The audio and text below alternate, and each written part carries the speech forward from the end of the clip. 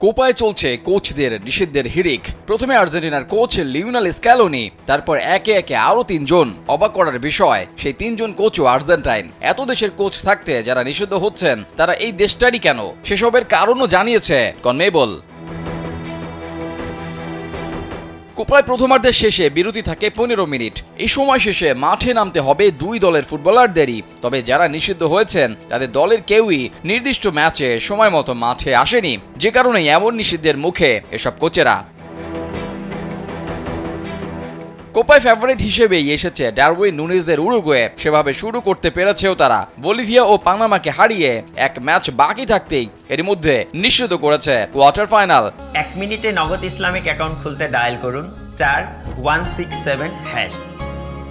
মঙ্গলবার গ্রুপ পর্বের শেষ ম্যাচে তাদের প্রতিপক্ষ মার্কিন যুক্তরাষ্ট্র। তবে কানসাস সিটিতে হওয়া সেই ম্যাচের ডাগ আউটে দাঁড়াতে পারবেন না উরুগুয়ের আর্জেন্টাইন কোচ মার্সেলো বিয়েলসা।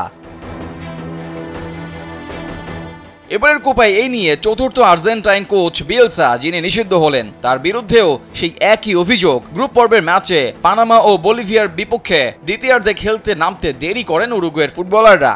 একই অভিযোগে নিষিদ্ধ হয়েছিলেন আর্জেন্টিনার কোচ লিওনেল স্ক্যালোনি। পেরুর বিপক্ষে গ্রুপ পর্বের শেষ ম্যাচে কোচের দায়িত্ব সামলান সহকারী কোচ ওয়াল্টার স্যামুয়েল। এসব কারণেই সি গ্রুপে নিজেদের শেষ ম্যাচে মার্কিন যুক্তরাষ্ট্রের বিপক্ষে উরুগুয়ে ডাগ আউটে থাকতে পারবেন না মার্সেলো বিয়েলসা। এমনকি এই ম্যাচকে ঘিরে দলের কোনো প্রকার কার্যক্রমে অংশও নিতে পারবেন না আর্জেন্টাইন এই কোচ। তার পরিবর্তে দলের অনুশীলন, সংবাদ সম্মেলন সবকিছুই করেন সহকারী পাবলো কুইরোগা।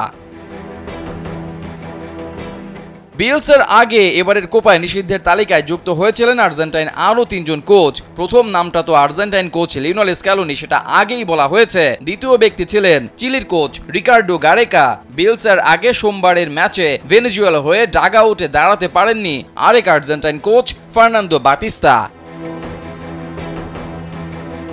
এমন কর্মকাণ্ডের জন্য এসব কোচদের বিতর্কিত করতেও দেখা যায় অনেককে। এমনকি তাদের মান নিয়ে উঠেছে প্রশ্ন, যদিও তারা নামে ভারে পরীক্ষিত। আর এই জন্য এসব নিয়ে ফুটবল পাড়ায় হচ্ছে সমালোচনা। এসব কর্মকাণ্ড বিপক্ষ দলের ফুটবলারদেরও মোমেন্টামে ব্যাঘাত ঘটায়। তাই এমন কোচিংকে অনেকেই সমর্থন করতে নারাজ। রেজাউল করিম, কালবেলা।